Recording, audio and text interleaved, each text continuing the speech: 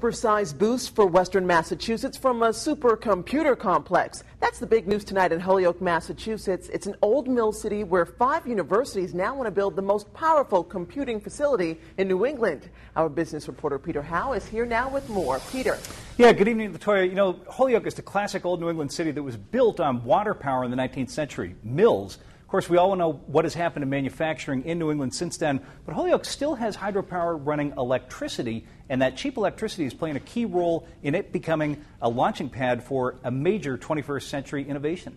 It's a $168 million shot in the arm for a city that badly needs one. Holyoke, Massachusetts has been picked by 5 universities for a supercomputer center. It's going to enable us to solve a lot of computing problems that we simply haven't had the power to do. Jack Wilson is president of the University of Massachusetts, which is building the project along with Harvard, MIT, Boston University, and Northeastern, and technology giants Cisco and EMC.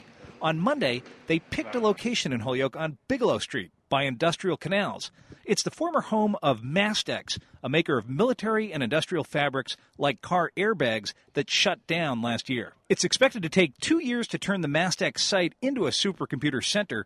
Wilson said this array of computers will allow researchers to attack daunting questions. Learning how the human immune system works. Some of them will be looking at climate change. It can solve almost any kind of complex computing problem. A huge part of what's led the universities to Holyoke, electricity. Computer centers use a huge amount of it, and it costs just half as much in Holyoke as it does in Boston and Cambridge. That's because Holyoke's local municipal utility gets power from cheap nuclear plants and Connecticut River hydropower, just like what ran Holyoke's mills a century ago. And we're taking all the things that made it a great industrial city a century ago, and we're using them to drive our green high-performance computing center. It also represents an extraordinary level of collaboration among 5 very different public and private schools. We'll get much more computing power for the buck, and secondly, we'll have much more computing power than we could ever afford to do ourselves.